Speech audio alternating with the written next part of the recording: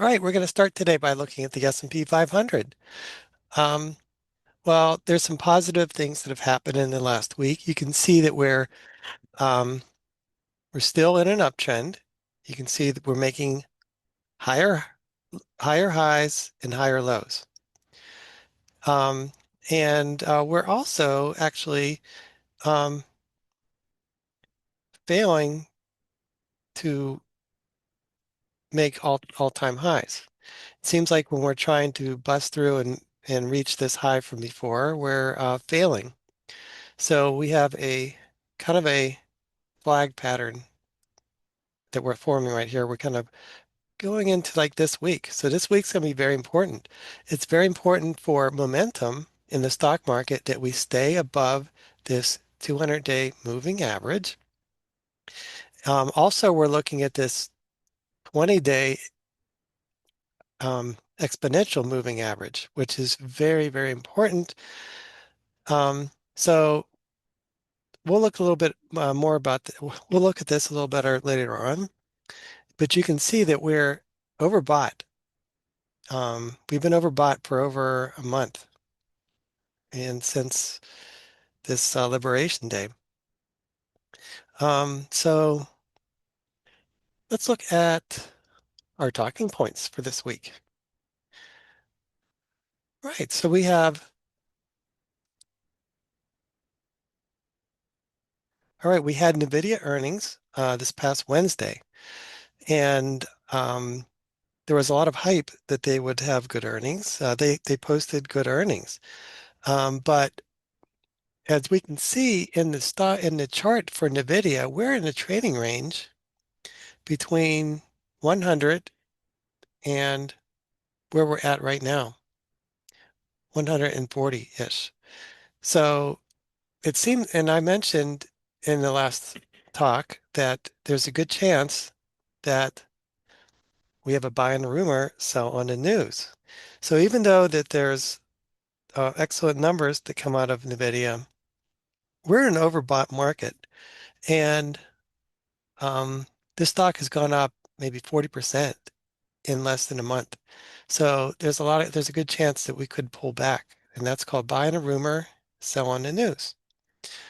Um, so anyway, we are overbought in the stock market and in most of the stocks we're following, and we have greed in the market also. So whenever you see overbought and greed, it's a good time to think contrary. Contrary meaning it could go down.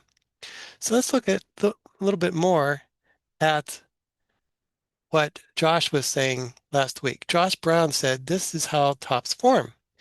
And, there's a lot of people that might say that we could be going down in the stock market.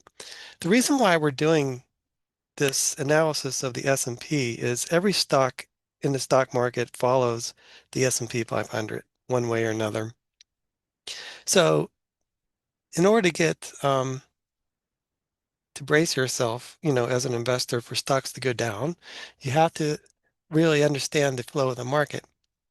Right now, we have a sense where we're actually um, kind of in a mini downtrend here because we're not breaking out of this range right here to all-time highs. So we could be starting this new downward, this blue line here. And because of that, we have a couple of things that kind of line up with that. We're going into one of the worst time periods of the year, seasonality wise. So if you look at let's look at the seasonality. June, August, September are pretty bad months. July is a good month. So we already know seasonality wise, there's not as many traders around for the summer, and they're on vacation August, September. We have usually subpar returns during that time. So we took that idea from Josh, but we're just trying to verify it. So Ronald Reagan once said, trust but verify. And that's what we're doing with analyzing the charts. So um, let's look at some of the calendar here. Okay, so we're out of earnings season. And one reason why June is kind of a subpar month is there aren't any earnings reports coming out in June. And there's nothing really exciting other than government reports happening. So we do have a couple, um, we have a couple interesting times. We have triple witching. It's a very volatile day where options expire. That happens in the 20th of June. We have the Fed meeting in the middle of June on the 11th and 12th. And we have a holiday on the 19th. But other than that, we don't have a whole lot going on. And that's why June, we don't expect a whole lot of June, out of June. So we're overbought coming out of May. We're totally overbought. And so it just totally makes sense that we could have a pullback in June. So let's, what else do we have here? Okay. So let's look at some more of our numbers. Um, we have,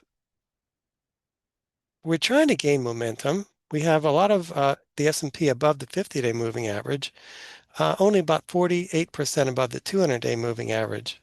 So we're trying to get some momentum in the stock market. Um, and we have U.S. Treasuries going down this week. And okay, let's look at some. Okay, okay. So Josh Brown said, this is how tops form. So what we're going to do is we're going to keep track of his theory. His theory that he mentioned last week is that we're making lower highs. We're not breaking out and making all-time highs. So we're going to follow his idea. And so far, it's kind of um, accurate. So if we continue to go in this sideways pattern, we do have a new pattern then. Um, and we could expect the stocks that we're owning in our portfolio should follow that same pattern of going down. But one interesting thing that's happening these days is um, there's something that's known as the TACO taco trade. That is Trump always chickens out. So we have announcements every day coming from the administration that could move the markets one way or the other. And we have no control over that. And we just have to pretty much ignore what's coming from the president. So because so far that's been um, a nothing burger, I think they call it. It's really a lot of um, statements that could be walked back. So you can't take it really, really seriously. So, okay, so that's the idea. We're overbought right now, and we're coming down in our stochastics. You can see our stochastics are still, pretty relatively high. So it's not a good time to start initiating good new positions. But the positive thing is we're above all of the moving averages, the 100-day, 50-day, 200-day. If we continue to elevate over those moving averages throughout summer, that is a really good sign that we're going to base and start going up after the summertime. So let's look at some more of our talking points. If we ever do get back to a double dip, they say it, if we ever go back and go down another 10 or 15%, um, then we do have a lot of support going back to the COVID times. So just remember that there is a pattern in the stock market where you go down, you have a rise from that back to a normal, and then you go back down again if there's some major problem in the stock market, or we're not sure, but what could happen? The 10-year Treasury is actually going down this week. Look at that, and the stock market is going up. So we have a dichotomy where the It's an inverse correlation right now. Okay, so the variables of the stock market aren't changing a whole lot this week. The price of oil isn't going anywhere. There is talk of OPEC possibly increasing production. That would make the price of oil go down, and that would help inflation too. Right now, the dollar index isn't changing. So the US dollar has been in a downtrend. You can see for the past, at least the whole year, it's down like 10% this year. Um, but the price of gold is up 3% this week. All right. And hmm, what else can we see? So we don't have a whole lot of changes in the major variables in the stock market. Fear and greed index, we're still at greed. This is the third week in a row we've had greed. Hmm. You see, it's been previous close greed. 1 week ago was greed. Then we had fear 2 weeks ago. So right now, let's look at the AAII Individual Investor Survey. They're bearish again. They were actually bullish last week for 1 week only, but we have like 15 weeks in a row where we were bearish with the survey, and they're bearish again. So, so that's a contrary indicator. If they're bearish, the amateur individual investor is bearish. You have to look to buy things. Okay, the VIX is back down under 20, so it's 18 right now. So there's less fear in the stock market, and people are not buying protection. Right now, we have in the stock market, we have greed. So people are fearing missing out, and we have a lot of media attention, and that's exactly when you start having the opposite happening in the stock market. So that's why I was saying we're noticing a pattern where we're having lower highs. And you got to keep in mind that the amateur investor is greedy right now and want to be and they're looking to buy and their fear of missing out. And it's just when that time when the professionals are actually in the process of selling. So just keep in mind your emotions and don't get too over your skis when everyone else is greedy. Um, okay, so we're looking at things that may cause a crash. Right now, everything seems to be under control. We have NVIDIA and a lot of the AI stocks. They're pretty much fairly valued. They're not overvalued. NVIDIA just reported we have all the earnings for all of the stocks out of the way. So you're not gonna find a whole lot of surprises making the stocks go down. Some of the One of the most important things in the stock market right now is the U.S. Treasury 10-year yield, 20-year yield. If they start rising, if the interest rates to the U.S. debt and the treasuries start rising in yields, that could be a reason why the stock markets go down a lot.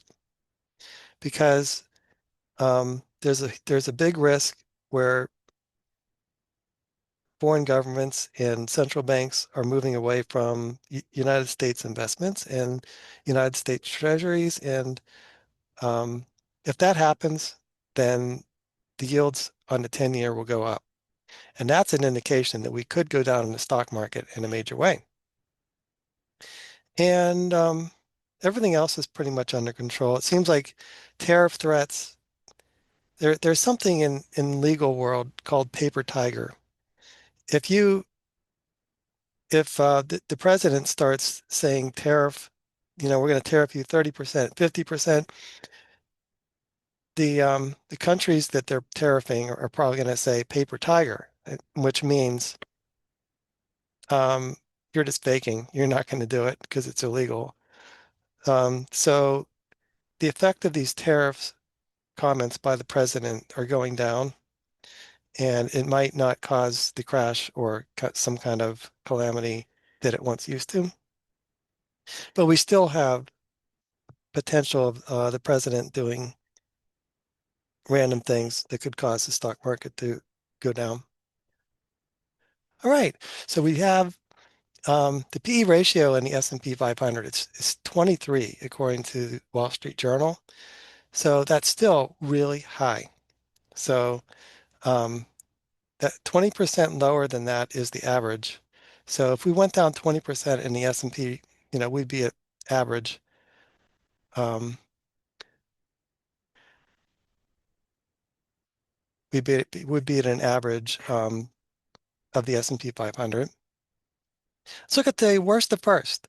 So the worst um, performing sectors last year, no, utilities, consumer staples, energy, healthcare, real estate, financials. We'll look at them this year. You can see that consumer staples are outperforming.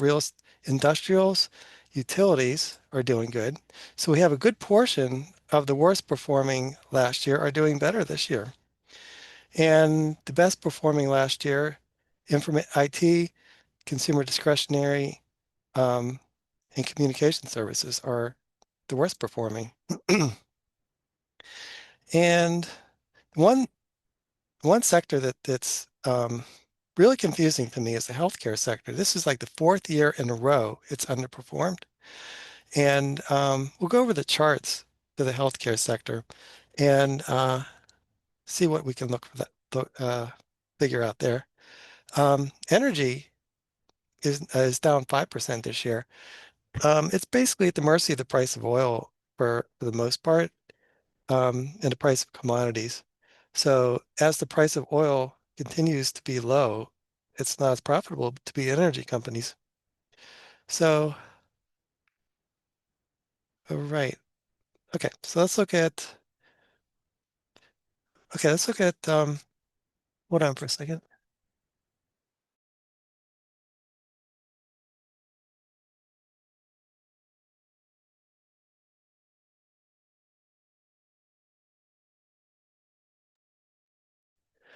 Okay, we're gonna look now at some of the top performing stocks in the stock market. Market movers. Okay, so we see a lot of stocks in the top um, movers, and they're involved in the data center. We have AI technology, Palantir Technologies. They have a big amount of business with the government recently, so they're implementing AI in the government, and the government has a lot of money to invest, and if they have a niche and they're actually organizing data about people for the government and kind of consolidating data for um, people. So that is going to make have that's going to help Palantir a lot. Let's look at Enphase Energy. We have Palo Alto. They do cybersecurity, and you can connect that to the data centers. We have CrowdStrike. They also do cybersecurity and energy companies. So we have companies involved with the build out of AI infrastructure, and we have AI related companies in the top holdings. Let's look at this stock, Axon Enterprise. Axon, they do their most famous product is tasers and the actual video that the police officers wear whenever they're um, at work. So they have their biggest moneymaker is actually storing, retrieving the video for these police um, officers around the country. Let's look at their numbers just for fun because they're in the top holdings. Um, I looked at their actual yearly estimates, and let's look at their. Okay, so they're growing around 22% a year, and let's look at their numbers. Their PE ratio. Wow, that's 109 PE. So their PEG ratio is 5. They're 5 times overvalued. But they're growing at 22%. So for me, that's not worth it. You don't have a margin of safety. That's a very high PE ratios. There's not that many stocks that these days have a high PE ratio for a long time. But they have a niche where it's really hard to switch from their system, because they have body worn video cameras and they have to have there's compliance that they have to actually have these videos ready to show in case there's a problem. And that storage and retrieval is residual income for the company. So that's a good stock. Well, I'll wait for that to go down like 5 times from where it's at now before I look at it. Um, okay, let's look at some of the top decliners. We have Intel, Tesla. Let's look at Tesla right now. Tesla is, if you ask me, it's like super overvalued. They have they've had some really bad earnings reports recently where their number of cars that they sell are going down. It's not increasing anymore. And this is probably one of the most overvalued large companies that I can find. Their PE ratio is 163. And they're really not growing much anymore. Let's look at Tesla and what they're growing. Okay, let's look at their yearly numbers. Look at this. From 2024 to 25, that's negative numbers. So let's put this in our little calculation.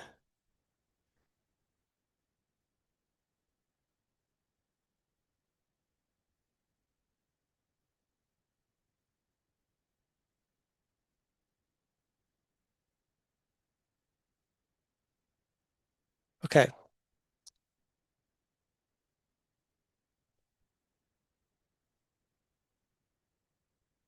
Okay, so they're growing negative 19% from this year to next year. And then they're going 50% and then 36%. So this negative, it's really hard to have a PE ratio, a really high PE ratio, while you're losing money from from last year to this year, they've lost 19%. But they're scheduled to grow at 50% and then 36%. But still, if they're growing at 50% and their PE ratio is 163, they're still 3 times overvalued. So anyway, that was an interesting excursion. Okay, so let's go back to our talking points. All right.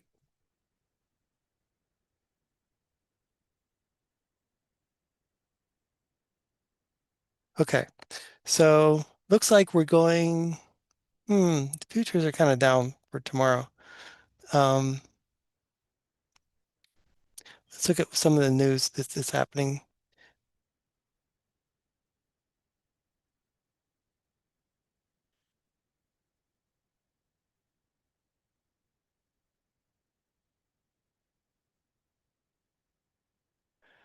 Okay. So let's look at Dan Now's picks from the beginning of the year. Um, so far, Cisco is his best pick. It's up 6%. Cash, that was a good idea at the beginning of the year because he was able to buy stocks whenever they were down.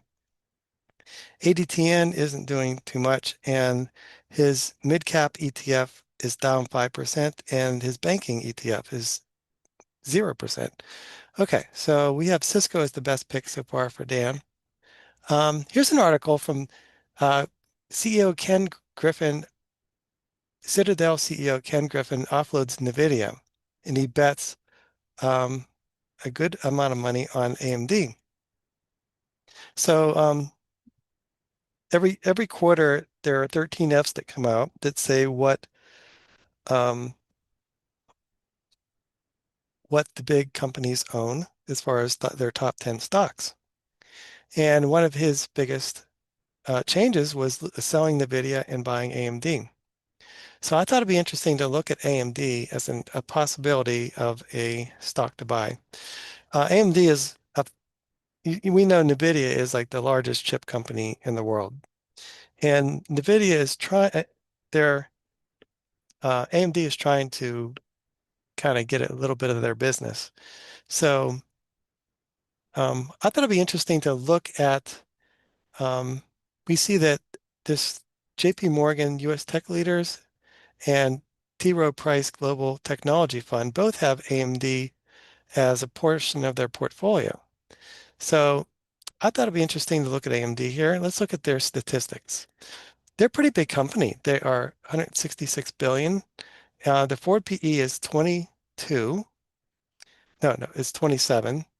And its PEG ratio is 0.5. So we got a hint from Yahoo Finance that this is undervalued. It's according to Yahoo, it's one half the price it should be. So let's look at its profitability. The profit margin is 8%. We like 13% as like our minimum. Return on equity is 3.9. That's not that great. NVIDIA's return on equity is like 73 as a comparison.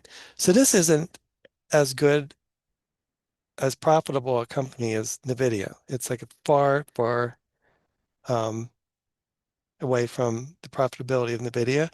Total cash, they have more cash than debt, so that is not a problem. Okay, so let's look at their estimates. AMD is scheduled to grow from this year to next year 45%. That is pretty good. So they're growing at 45%, but they're going to slip back into 20% growth in 26 to 27. So let's say they're growing at 45%. Their forward PE is 27, so their PEG ratio is zero point 0.6. That's where Yahoo got their zero point 0.6 from. That means they're around 40% undervalued. Let's look at their chart. You can see we have this, we have a sense where we have a lower highs and lower lows. Look at that, lower highs, lower lows. We're actually, okay, let's look at the chart here a little better. Okay, you can see we're in a downtrend for AMD right now. We're at the top, all the tops are matching and they're still kind of in a downtrend. So, but you can see if you go back a couple years, we're kind of in a trading range between here and here, basically. So this is an example of a stock that seems to be not very profitable and not growing consistently, and they're not a top dog. They are number two or number three, number four in semiconductors. So it's not that interesting to me. It's actually overbought right now. The stochastics is at 65. So, and it's in a downtrend. So right now, I would not be interested in this one. Um, they don't have a real compelling story like NVIDIA does, where they have more orders than they can handle, and they have, new countries that are ordering their chips. No, it's just really unreliable in a way. You can see their growth rates are kind of iffy. So I think we can look back at this stock if it gets back down to here, and if it's in a downtrend and it goes back down to like right here, I would be interested in looking at it. Okay, so let's look at this little thing that was I found on X or Twitter. U.S. stocks are now more expensive than nearly any time in modern history. But here's the real problem. U.S. households are holding more stocks than ever before. So it says basically we're at a PE in a NASDAQ of 26, and the average is around 20 times. Um, the S&P, this is what we've been saying for a while. Right now, the PE is around 21, and the average is around 15. Same with the equal weight. Mid cap is actually right in the average. So we still have a sense where we're overvalued historical. I got stuck in this AI thing. I don't know how to get out of it. Hold on for a second. Okay. All right. So that was interesting. I thought it'd be interesting to also to go over a couple charts. This chart is the healthcare select sector. I was very surprised. If we look at the XLV, X, let's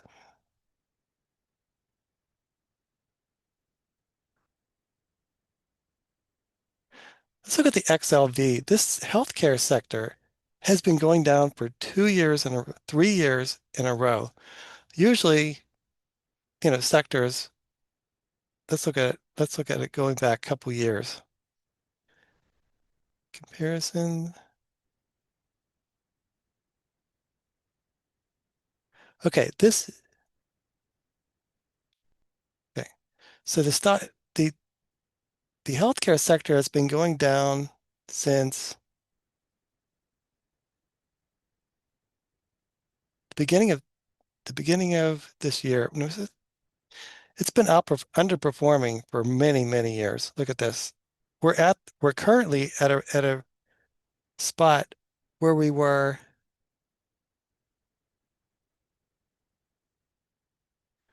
in October of 2022. So we haven't really earned any money since October of 2021. Look at that. We're stay at the same level. This is really hard for me to really invest in a sector that's basically treading water for 3 or 4 years. But we do have some stocks in this sector they're actually doing pretty good. So let's look at some more charts. So I'm very surprised that this is one of our worst to first sectors that I thought would be doing better, but it's still struggling. Let's look at some more stocks in this sector, and not in that sector, but okay, XLU. You can see XLU, the utility sector, they're hitting all-time highs right now, and they are actually kind of halfway between overbought and oversold. This sector, the utility sector, they pay a dividend, a pretty high dividend, and utilities also benefit from the demand for artificial intelligence infrastructure. So, so we're going to keep an eye on that sector. It's one of our worst to first. And let's look at another sector. Oh, this is Eli Lilly. You can see the XLV sector has been down for quite a while. I mean, it's gone down since the beginning of this year.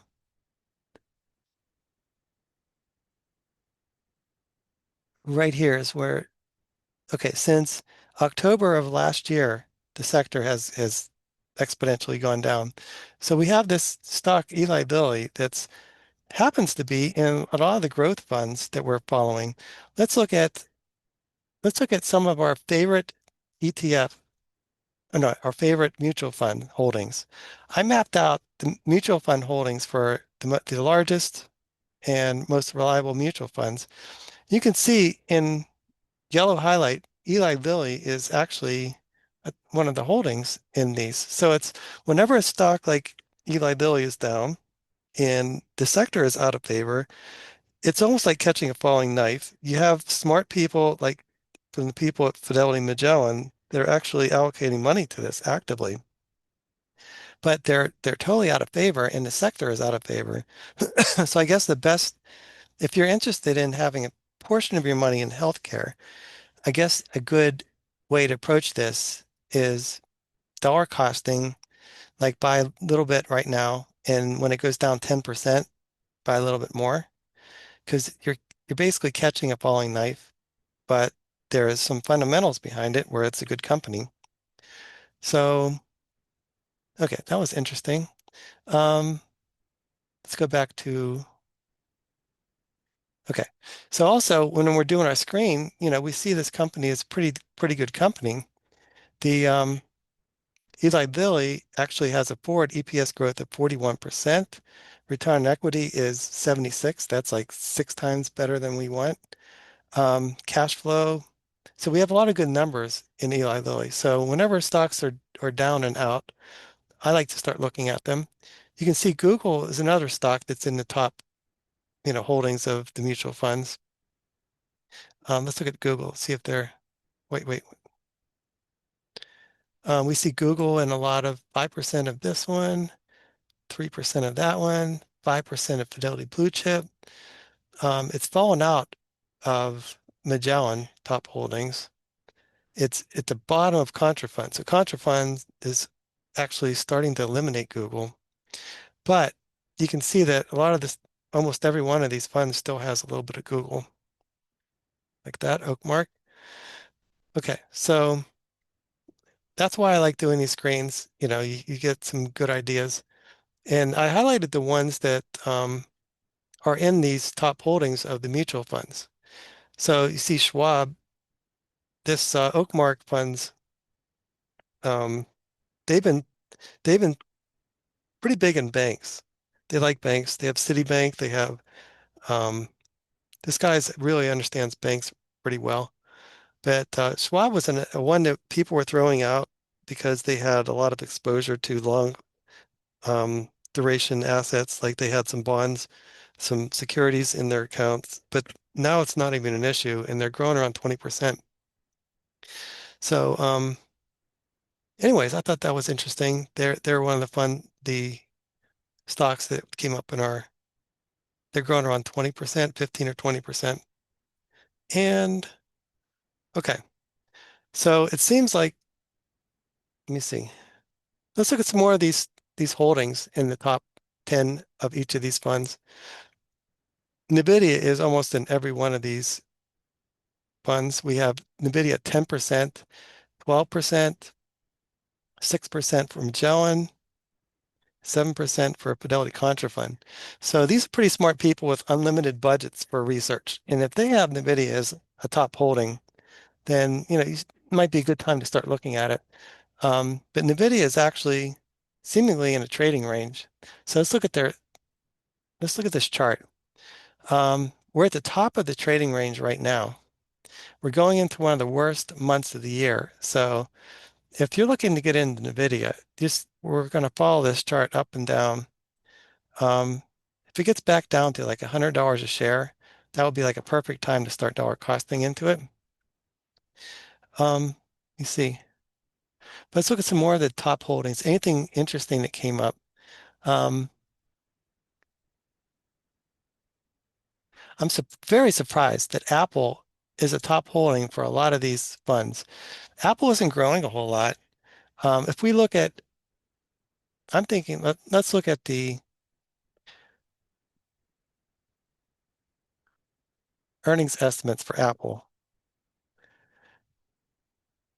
Apple has gone down a lot this year. It's down maybe 10 or 15%. Let's look at the estimates for Apple and put it into our calculator here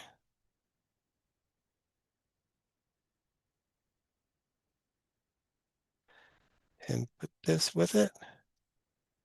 They're only growing at 10% from last year to this year and 12% from this year to next year. But they have a PE of 30. So that is three times as three times, but they're a pretty consistent grower, I guess. They can grow at maybe nine, low digits, low single digits every year. But look at this, 3.3% growth from 26 to 27. So that's not very exciting. I'm just very surprised that these mutual fund managers would put 13% of their fund into Apple. So Warren Buffett, we know that he sold half of his position. So that's pretty, look at this, 6% Apple here. Okay, we'll see what happens. We're going to keep track of these. Every quarter, they release the top 10 holdings for each of these funds. Um, Whenever you're putting together your own portfolio of stocks, it's good to model at some of your portfolio against, what the top mutual funds are holding.